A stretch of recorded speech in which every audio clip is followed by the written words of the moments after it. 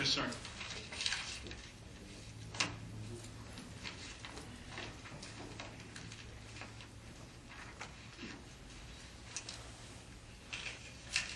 Good evening, ladies and gentlemen.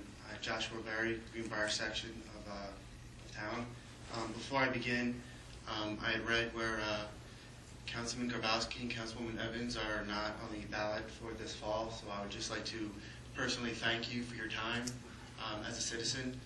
I've come to respect the amount of time it takes for someone to be a councilman, not only being here Monday nights, but all the events throughout the week and the weekend. So thank you and good luck in your future endeavors. I've read both online and the press releases from our town that we're taking a lot of very good initiatives and getting very good government to our town.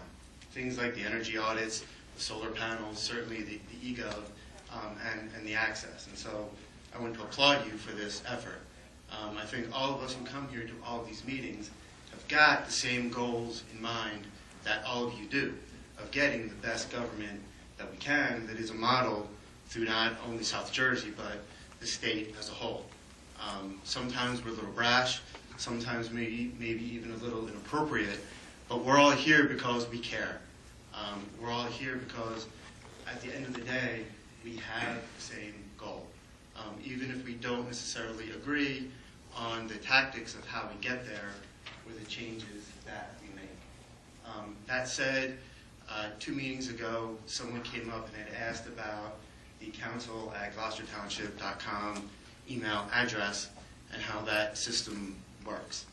And the response given was to show how changing that will save the town money. I'm here tonight to answer that question.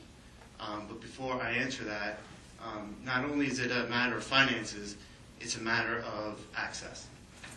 Me as a private citizen do not have direct access to the 7 of you that are elected as individuals independently.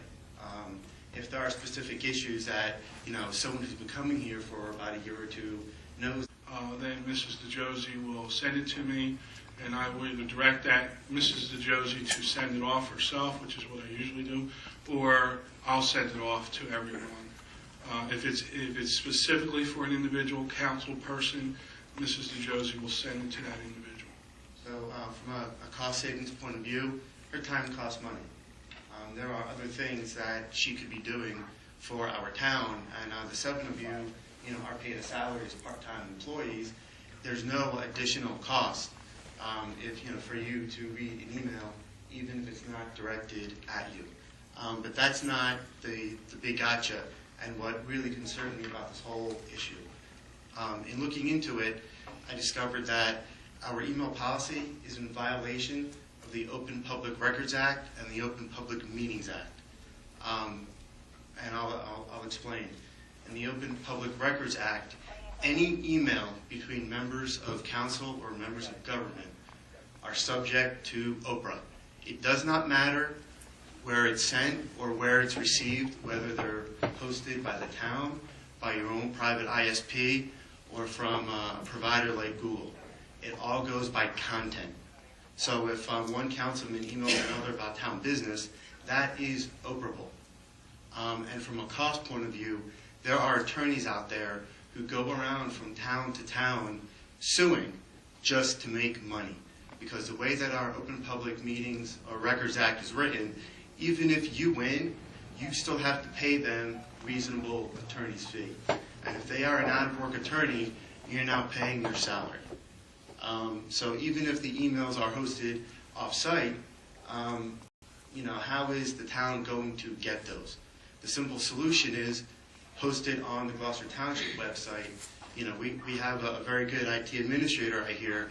It should take her 1 minute per person to set up the account. The records can then be stored for the required 3 years to fully comply with OPRA. The second thing for the 7 of you is if you mix your email account between your personal and private business, you've now opened up all of those emails to potential scrutiny by anyone. So, if you are single and dating and using the same website as you're using for your town business, the law is written that it goes by the content of the email.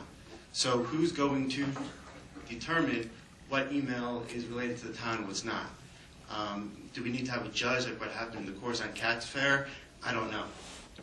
But it's certainly something that you all need to be aware of.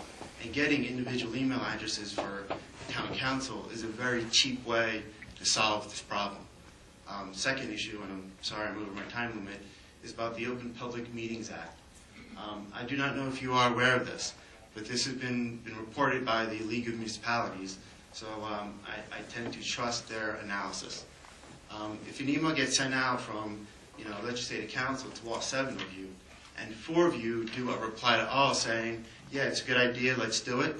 I know that this sounds kind of corny, but you just had a meeting. And that communication is now technically in violation of the Open Public Meetings Act. So I would, just to sum all this up, I recommend that there are actual policies out there that the League has cited. I know that others have sent you emails with what those policies are on setting up an electronics communication policy that fully meets these. In addition, not only email, but text message and any other form of electronic communication, as far as the state is concerned, is operable, just as if it was somebody writing a physical letter. So I recommend that our town, to avoid lawsuits and to get people information, adopt a policy. Thank you. Thank you. Just as a follow-up and for Mayor and Council's information, the clerk and I met this morning.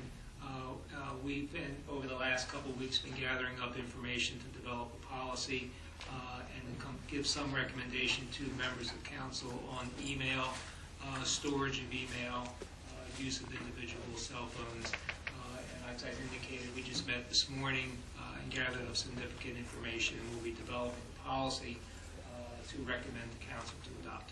Great. Thank you very much. Thank you. Anyone else? Seeing no other hands, close the second public portion.